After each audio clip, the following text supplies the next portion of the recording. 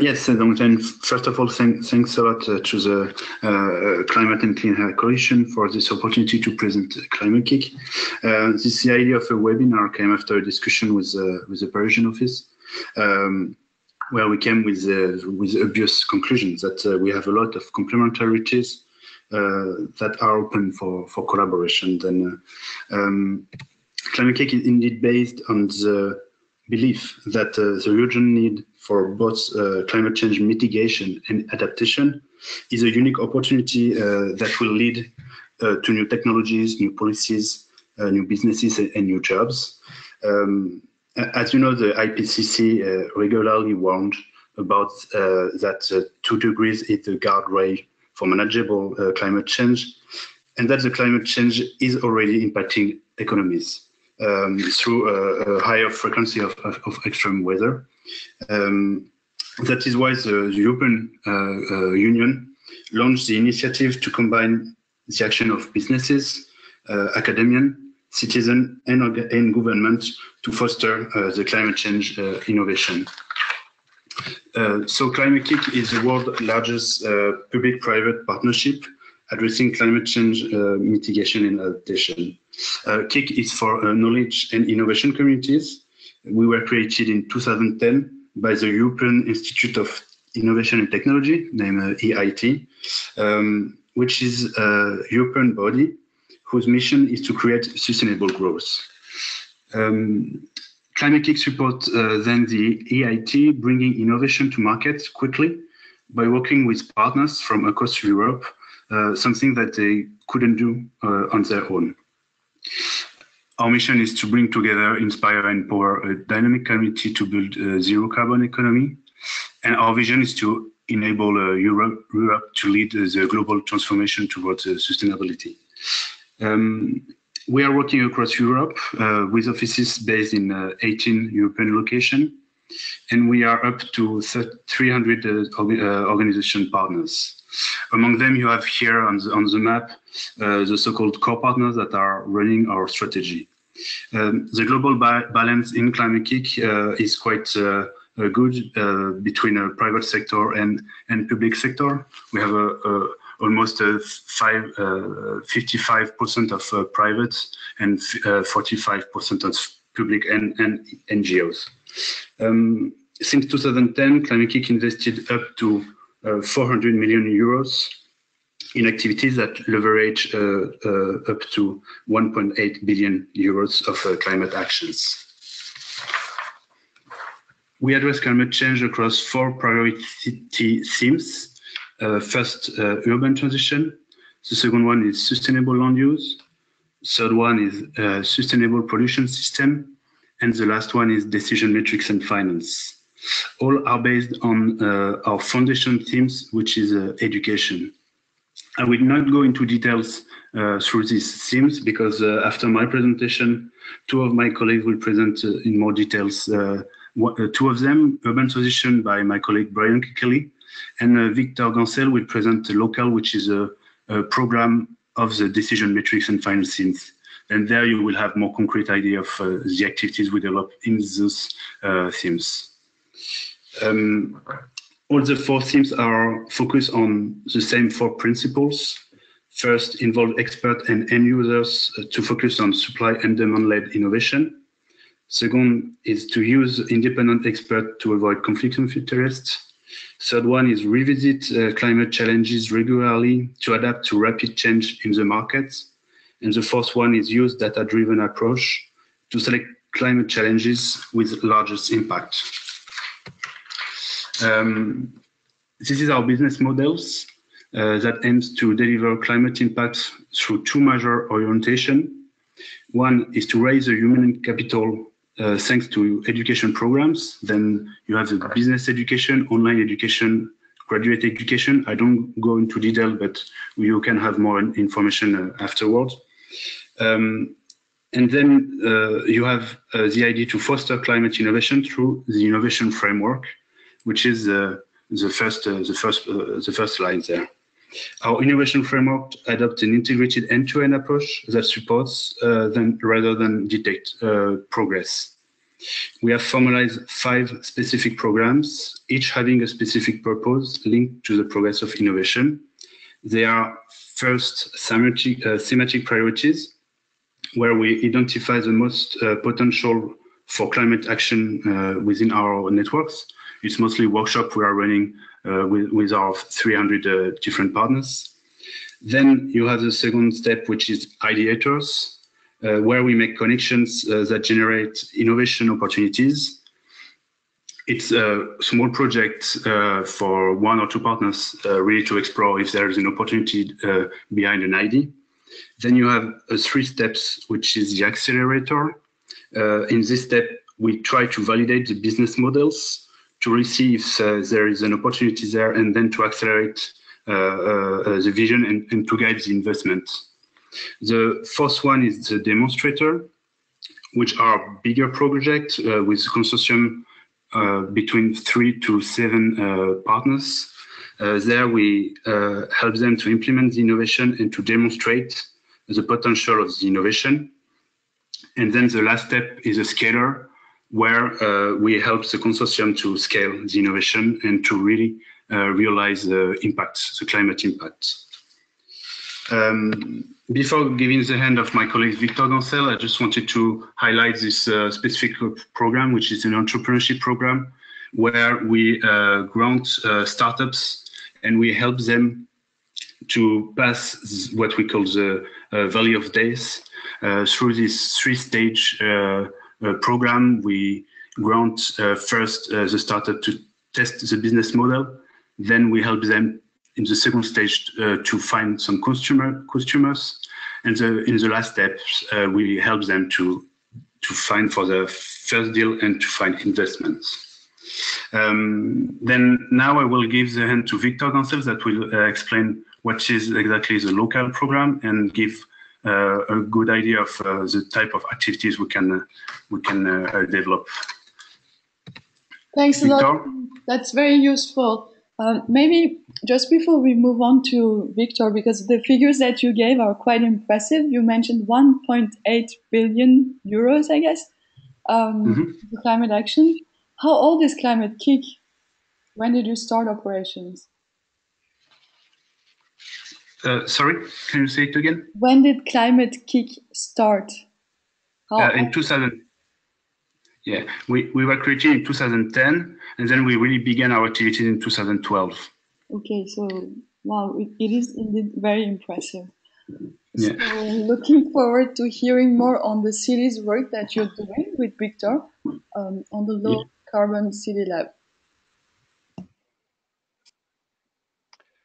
Thank you very much. Thanks for the CCIC to give us this this opportunity, and thanks to the participants for their interest. So I am Victor Gancel. I have been working for the Climate Kick for 4 years now. I'm managing one of our flagship programs. So you will see on our website that we have quite a significant portfolio of activities, and among them we have 5 flagship programs which are really very outcome-driven activities, integrative programs that we have within the Climate Kick. So I am managing the LowCarbon City Lab, which is our innovation platform aiming at unlocking climate finance for cities.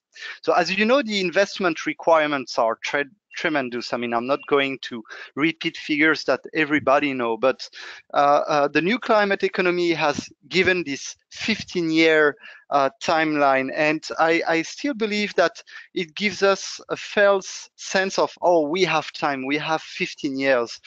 I always refer to a publication of 2015 by the Stockholm Environment Institute, and if you look at it, the investment decisions that we are going in the next 5 years in cities are critical for us to meet a 2 degrees target or not. So time is running out, and cities are really becoming the nexus for climate action. The problem, if you go on the next slide, is that cities are facing a lot of barriers to green investment, and I'm talking of cities from both developed and developing economies. So currently, a combination of macro and micro factors are preventing public and private investors to invest in low carbon city action. Those same factors are also preventing cities from developing a pipeline of low carbon and resilient projects. So the Climate Kick has structured the Low Carbon City Lab around those barriers. So on the next slide, you will see an overview of our strategy. We think that to spark a global change within a low carbon action at city level and to unlock those investments, we need to influence, mobilize, and integrate. So by influencing, we mean influence public or industry policy to align investment plans with environmental and social outcomes. The second step on mobilization, it's about convening investors and cities together to channel more funds. You know, there's a great gap, a great divide currently between cities, so public sector officials, and on the other hand, private investors, long-term institutional investors. So it's frustrating to hear investors claiming that money is out there, but projects are missing. I mean, so we through the Low Carbon City Lab, we really hope and aim to mobilize a community of cities and investors and get them to work together. Finally, integrate.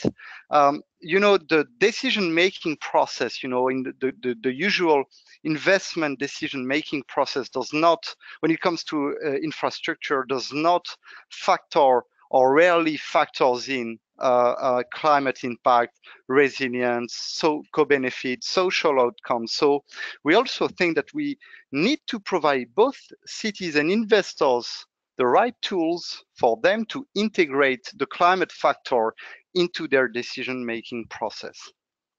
So on the next slide, sorry, this is a busy slide. This is a theory of change that we're currently using within the Low Carbon City Lab. I'm not going to run it through in details, but just wanted to highlight here that the Low Carbon City Lab is focusing on 4 outcomes currently. So get cities, utilities, and investors to know their climate impact. This is still very uncertain, very inaccurate, and also very costly. So we are developing ways to mainstream climate accounting, climate impact assessment within cities. The second outcome we're looking at deals with the standardization of impact assessment and project preparation practices. So there is such a wide panorama of standards to use, methodologies, that cities feel a bit lost in this. In addition, it's very hard for cities are not always wired to really structure bankable environmental projects. So we are also hoping to help cities by developing a standardized way for them to prepare projects ex ante. The third outcome we're looking at deals with the creation of a visible pipeline of bankable projects.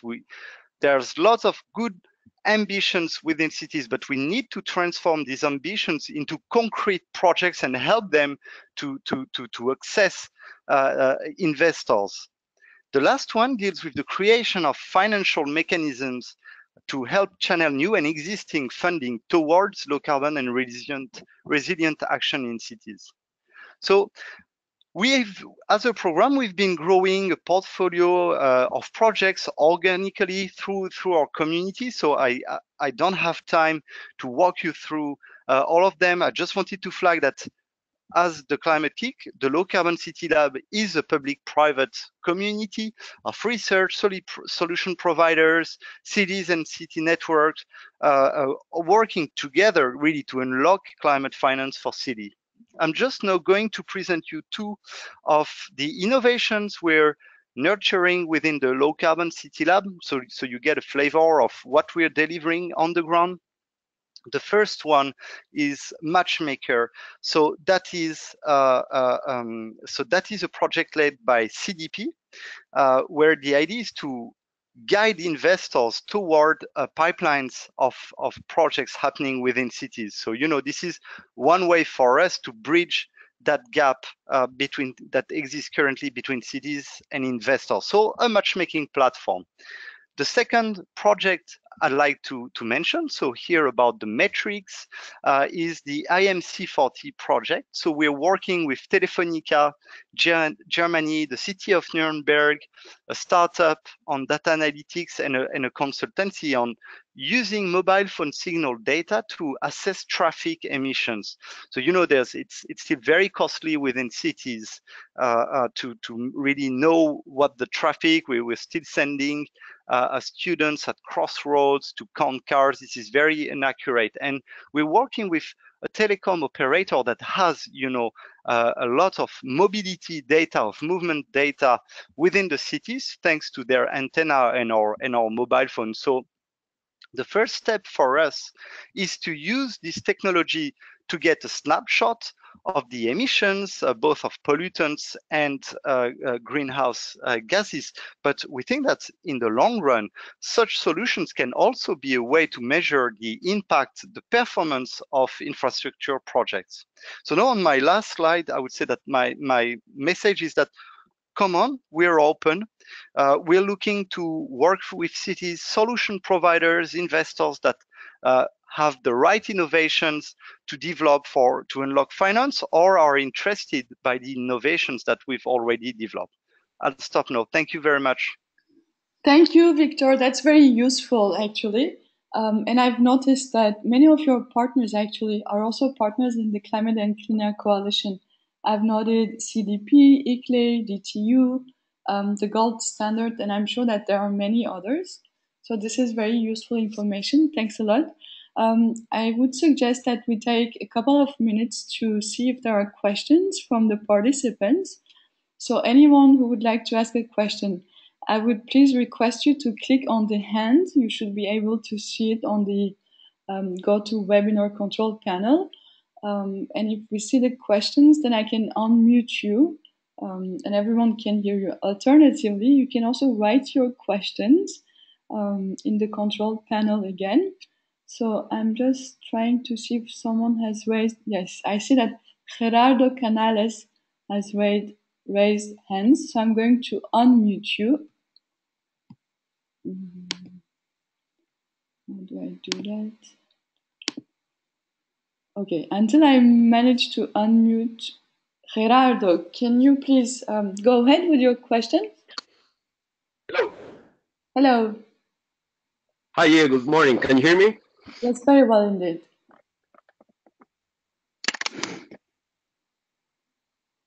Can you hear me? Yeah, sorry. Good morning. I'm Gerardo Canales from CCAP. I just had a very brief question in terms of the matchmaking process that they just shared. I would like to have just maybe a little bit more detail on how that matchmaking happens and really how, how do you find the best match between the municipality and the private sector? Because there are so many actors within the private sector that sometimes are interested, particularly working with large cities. So how do you facilitate that process and make the process fair and open and transparent for all the different private sector interests? Okay, this is well noted. So how is Climate Cake managing this matchmaking exercise? And I also have a question actually, maybe on behalf of the CCAC Secretariat, so to say. We were interested in knowing if you would be able to help fund sector-based projects, for instance, if you'd be able or interested in soot-free buses or helping with some waste projects. Okay, so shall I answer the two questions? Yes, please. Okay, so on the first one, so it's been a long process, and we even started the precursor project in the second half of 2015, and at first we piloted physical matchmaking, so convening, doing some pre-structuration work, but very early phase with cities and convening them with investors, both public and private. So we had groups of mix of infrastructure investors, DFIs attending our physical workshop, and this whole format was proved to be ineffective. This said, we had in those physical matchmaking, we had one very interesting learning, is that contrary to the usual practices, the private sector investors were actually quite keen on engaging more early phases of the project preparation process. So that was a very interesting element that we factored in. So now I would say on the next phase, so the project is still is getting close to maturity, but we're still aligning. The idea is that it will be a service given to private investors. So we are going to walk them through a bespoke service. We're going to walk you through the portfolio, the pipeline of projects we have knowledge of. And I would say that in the back office, we're now thinking of the IT structure of the service. How do we aggregate this information? And if in your activities, you are becoming aware or you are creating information about pipelines of projects, please contact us. We would be very keen on exploring collaboration opportunities. So we are working on the IT sector, but we are also working on securing agreements with project preparation facilities or any initiatives that are aiming at structuring project pipelines within cities. So I would say it's a double-sided activity. On the one hand, we offer bespoke service to investors, and that's great to work with CDP, who's already collaborating with such a wide base of long-term investors that report their data to CDP. And on the other hand, try to channel all the knowledge we have on projects happening at city level. I hope that answers your question.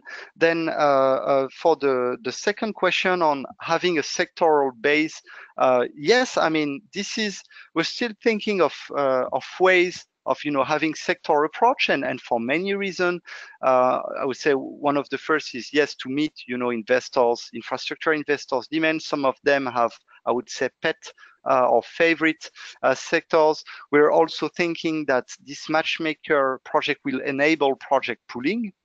Very often projects happening at city level don't reach the minimal size of investment, and really broad brush rule of thumb is, let's say, 25 million or a bit more.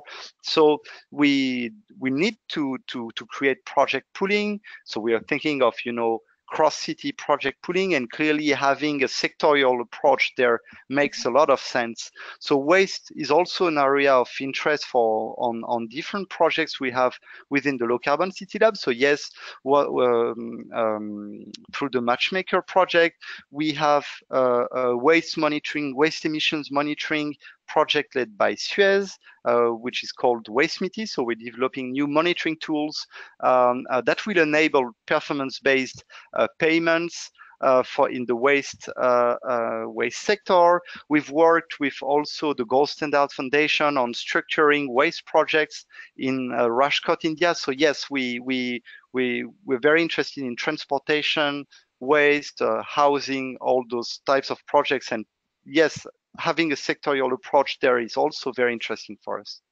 Thanks, Victor. I think you covered actually partly the question.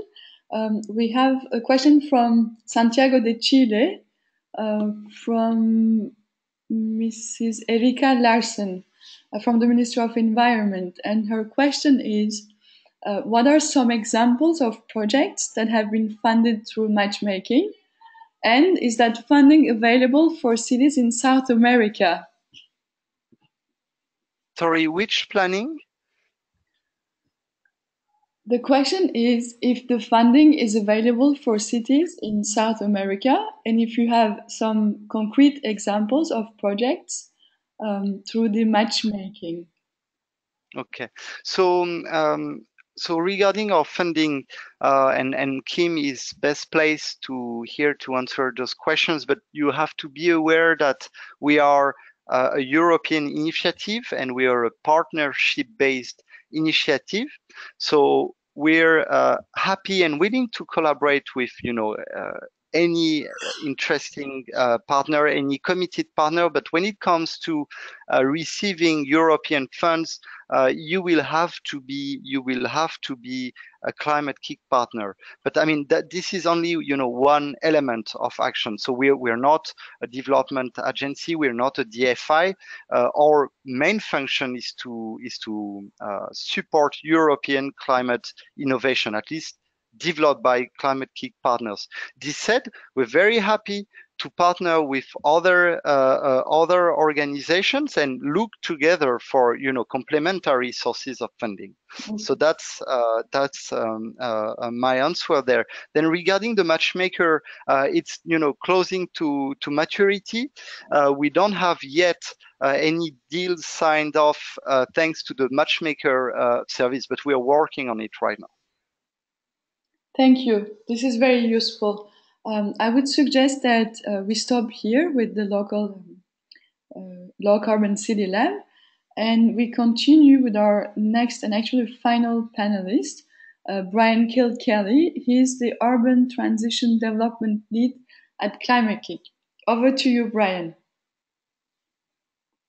Fantastic. Thank you very much. And also thank you for the opportunity to speak this afternoon to you all. It's great to be connected with the Clean Climate Air Coalition, and we're looking forward to exploring how we can do things together. So my focus area is on the urban transition. So this very much is the particular theme within the Climate Kick's work, which is looking at the kind of building, cities, district level innovation opportunities. So as Victor has already outlined, we recognise that cities are a place where a major amount of action needs to happen, and where lots of innovation can be made to happen to enable us to tackle climate change. And I just want to say that it's great to be talking about climate change and to be talking about clean air at the same time. I'm definitely a firm believer that there's a very strong and important link between the two.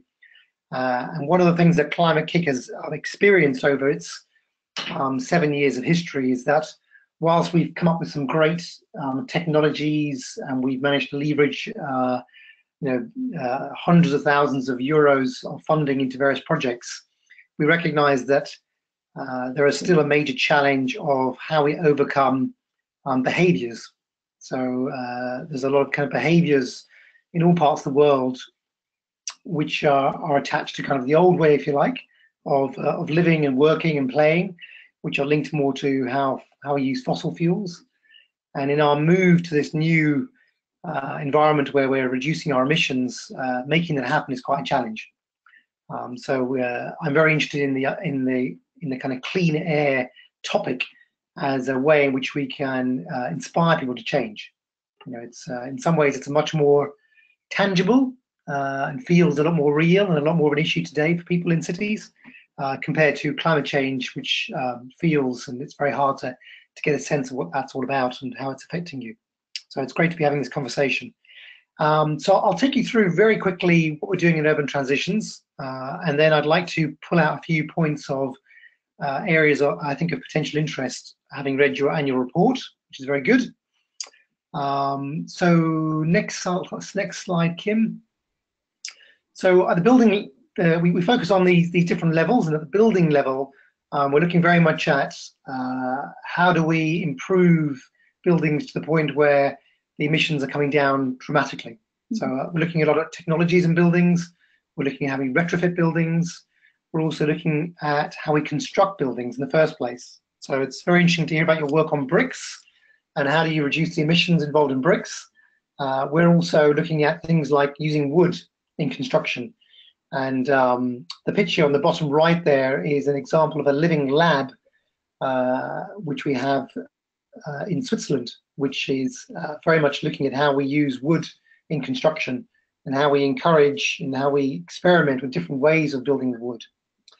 So that's one area of our work. The next area, which is districts, is where we look at how can we connect up infrastructure and buildings in a more systemic way. So how do we connect up waste, water, energy, transport, data systems, so that we can half the amount of resources being used and double the efficiency of a district. And we have about 12 districts across Europe where we're already working with this, working with city and private sector partners. And we've managed to reduce quite significantly the energy and the emissions across those districts by bringing the stakeholders together and providing them tools to be able to work out ways in which they can connect things up in a smarter way. So our flagship program there is called Smart Sustainable Districts. And we're very keen to explore the idea of how such thinking could be applied in more developing countries, where, of course, there's rapid growth going on. Looking at the district scale can be quite a useful scale, as opposed to the city scale, which is, of course, more challenging in terms of the scale and the complexity of the organizations involved. However, moving on to the next slide, of course, city scale is also incredibly important, especially when we look at things like mobility and we look at how we tackle air pollution. Then we do need to be looking at the kind of the city scale.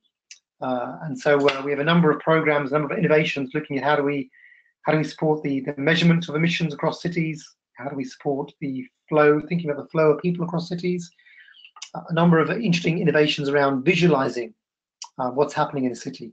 So kind of 3D modeling of cities, so that you can build up an inventory and an easy way of being able to analyze where should you take action to reduce emissions or tackle air pollution in different parts of the city.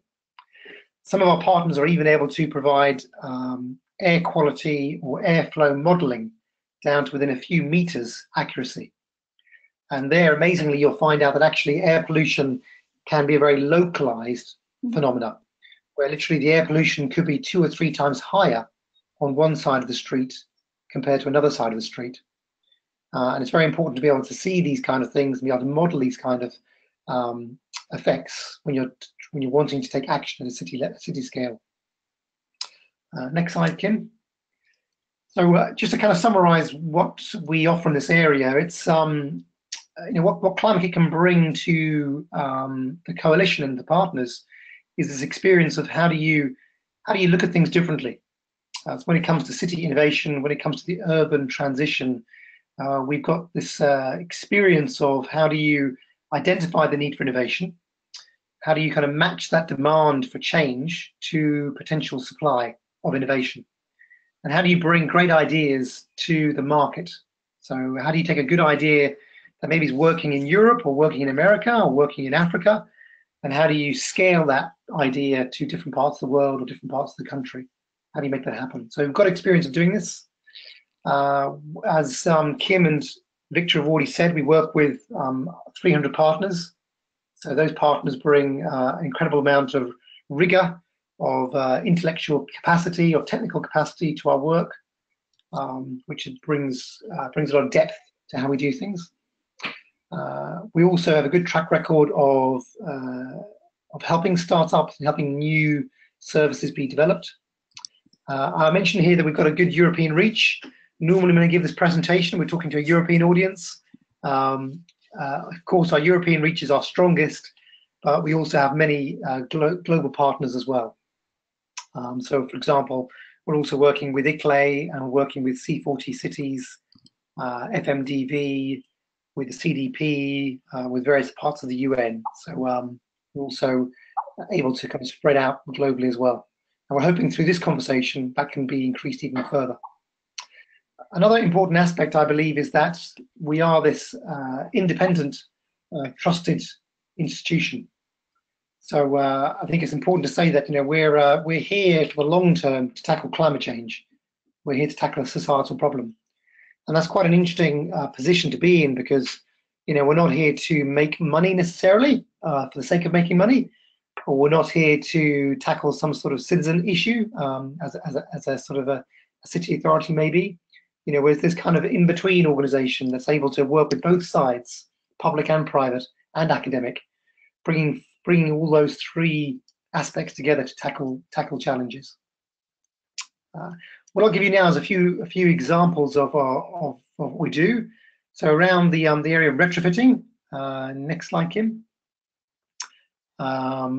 We look at where we need to tackle the retrofitting challenge. So do a lot of analysis of the market, looking at what the challenges are around energy performance, looking at what are the drivers for retrofitting.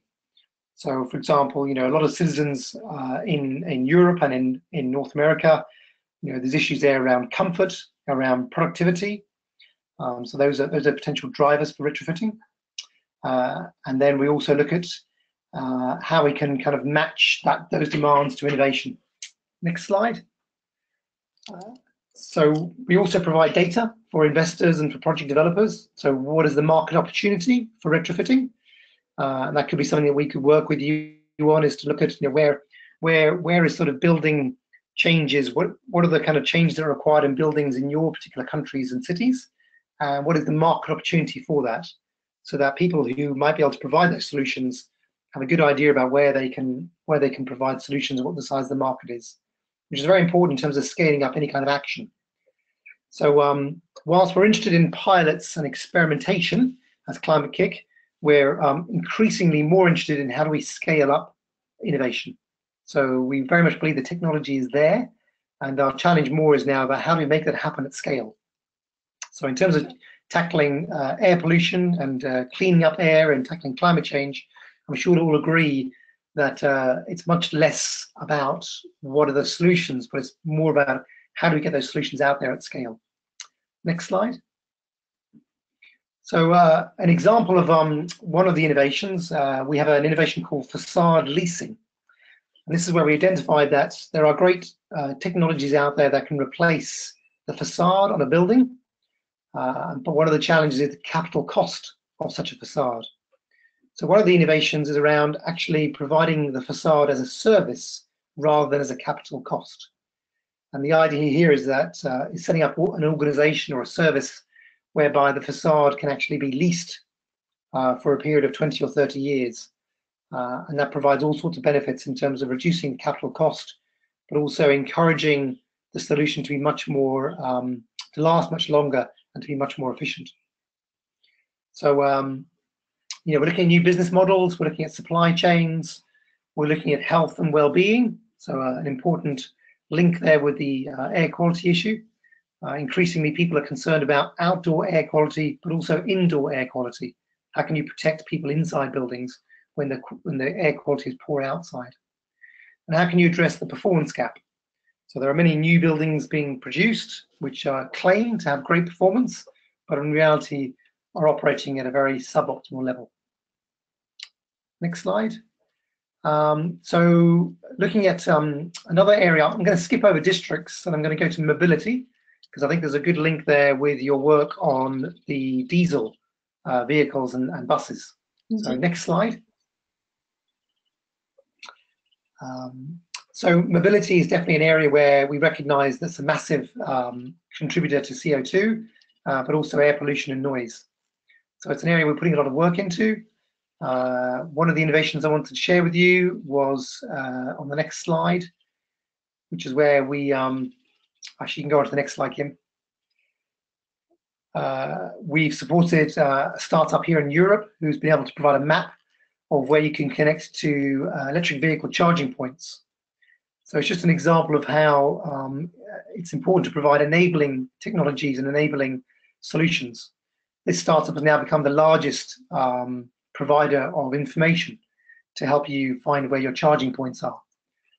I appreciate that in many developing countries, electric vehicles are not necessarily the solution right now, but it's an example of how we can provide platforms, enabling technologies to help people access technologies and solutions to make the transition happen more quickly. So the other areas we're looking at is the idea of mobility as a service. So many cities are looking at how they can encourage people to use public transport and to use different modes of transport. One of the barriers to that is the ease in which you can move across different transport types. So this service is where you can buy one ticket, and that enables you to move from a train to a bus to maybe a kind of a shared car service or a bicycle, to be able to hire a bicycle using one ticket and one service to make that journey much more smooth. The idea of how do you avoid journeys? So how do we plan cities? How do we plan infrastructure and services in such a way that actually you can reduce the number of journeys that need to be made? How can we reduce the barriers to walking and cycling? And I know in your annual report, you talk a lot about introducing lower carbon, lower sulfur using buses and diesel vehicles. Mm-hmm. So we're very much working in that area as well. How do we improve the reliability and the efficiency of transport systems? Next slide. Another area which I think of interest is nature-based solutions. So increasingly across the world, we're experiencing extreme temperatures and weather. And so we do need to be looking at adaptation to climate change. So how can we reduce that kind of urban heat island effect? How can we reduce pollution? And how can we deal with flooding? And an area which we're investing our innovation work around is how do we use vegetation, water, types of natural infrastructure? How do we blend those more usefully into the existing urban infrastructure to reduce the effects of climate change?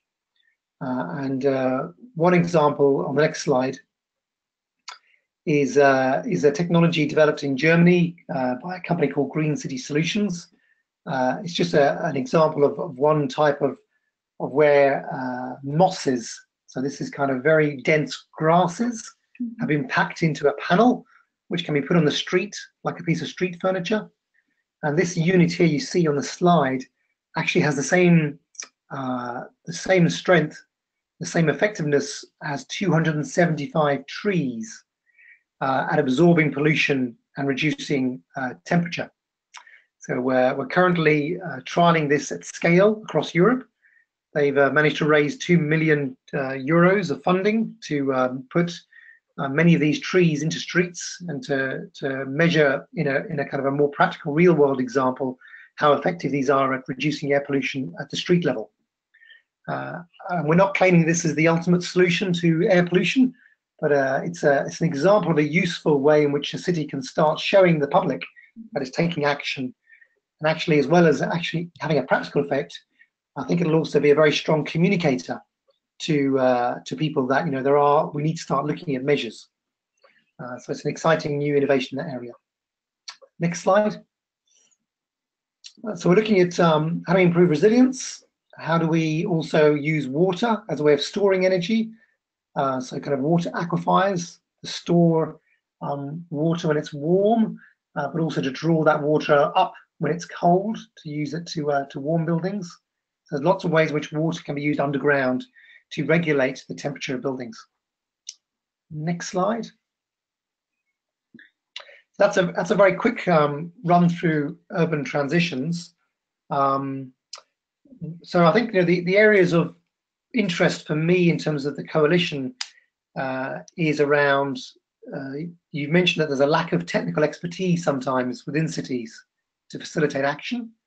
I think Climate Kick and our partners can potentially support with that, helping to provide that technical expertise. As Victor said, a lot of our work in our funding goes to European partners, but many of those European partners are active globally. So there's definitely lots of potential for our European partners to be working with you around the world. Also, tackling the challenge together of the low political will. So we also recognise that we need to increase the boldness and the ambitions of political leaders. There's work we could be doing there together. Waste technology I saw as an area of interest for the coalition. We're working a lot with the global leaders there, with Veolia, with Suez. Victor mentioned some of our projects on waste. We're very interested in how we could potentially work with you. I noticed that there's a waste project in Kenya already, and that you're working in Abada, perhaps we can help you and work with you to replicate some of those projects. I also noticed that you've got the Breathe Life campaign, and that's active in London and Paris. There's probably opportunity to work together with you on how do we take those kind of campaigns and make those even more effective. Maybe we can do some innovation around that area. And I also noticed a mention of a Swiss-supported district cooling project in Colombian cities. So we're doing a lot of work on district-level heating and cooling. Could potentially be there. Could be some area of potential collaboration on those projects. So that's the end of my presentation. Happy to take any questions. Thank you so much, Brian. That was really, really useful. And I really like looking at the examples that you're given, because these are innovation and it's like looking into the future of cities. Really cool. Again, I would suggest that we have around a bit less than 10 minutes. If you have any questions, the participants, you can just click on the hand in the control panel, or you can write your question also in the control panel. I think from the Secretariat team, we have a clarification question. You just mentioned that you have some partners that are active globally, through which maybe some partners in the CCAC could engage with Climate Kick. Definitely, yeah. And with the question, I mean, we have 300 partners. We have some large global partners, also quite a few SME partners as well. And then there's the other organizations that I think we're both working with. So, for example, C40 Cities is one. Mm-hmm. We're just embarking on a new program called Reinventing Cities with them, which is looking at how do you take land that's owned by the city and repurpose that land or reinvent the use of the land as a way of kind of stimulating change in cities. So the potential to work together on that kind of project. Yeah. And as Victor mentioned, there's lots of opportunities to go out there together to attract funding from foundations who are perhaps working outside of Europe to complement the funding and the resources that Climate Kick can bring to projects. So there's definitely, our partners, for example, Veolia, Spheres, NG. These are global companies that we're working with on various innovations. They'd be very keen to kind of explore how we could take some of the innovations that we're working with them on to other countries. Excellent. A very concrete example from Jenny Salinas. She's asking, so I'm just going to read her question. She says, we're looking for financial mechanisms for implementation of a cyclo route here in Bogota, Colombia, to reduce greenhouse gases emissions. I would like to know how can we make some partnership or some ideas. And she also adds that they are working with C40 Cities Finance Facility. So it's basically for cyclo route in Bogota. That's pretty interesting, actually, because Victor, you might know of this one more than I do, but we ran a project in Copenhagen along with Google, looking at Google data to optimize the efficiency of cycle routes. And of course, Victor's already mentioned about some of the mobile data we're using in Germany. So there is a lot of partners working around cycling and routing and using data. So I think there is an opportunity to work together around that. Thinking about where do you put those cycle routes? How do you optimize those? And also there could be an interesting opportunity to perhaps collaborate with your relationship with C40 Cities around reinventing cities, and perhaps taking the cycling topic and the location topic, the site topic, and thinking about how you could redesign a site or a location to make it more optimal in terms of cycle usage. So that could be quite an exciting project. It sounds so, definitely. And probably there's also some lessons learned from your project in Copenhagen that could possibly be serve at least for Bogota as well. Definitely. Yeah. Well, I think the other interesting thing is that in the Nordics there's a fund called the Nordic Innovation Fund, and their role is to promote Nordic technologies and insights globally.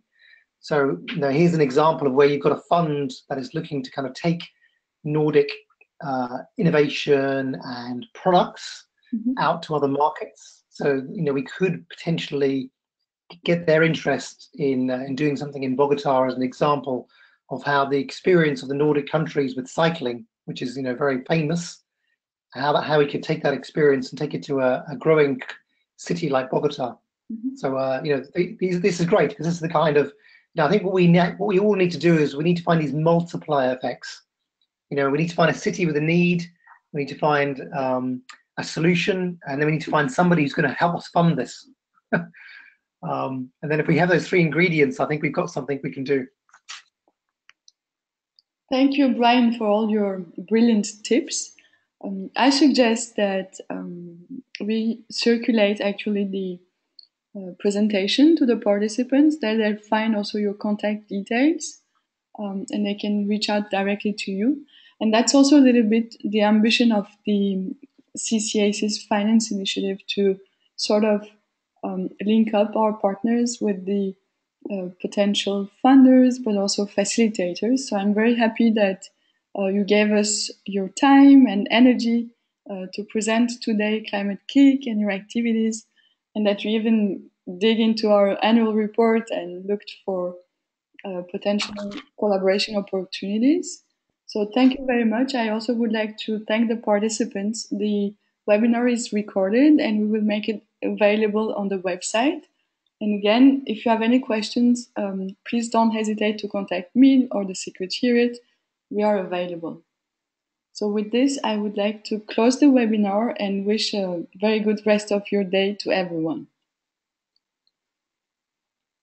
Thank you very much, and thanks again for the opportunity. Look forward to following up with you all on these opportunities. Thank you. Thank you. Bye. Thank you. Thank you. Thank you. Goodbye.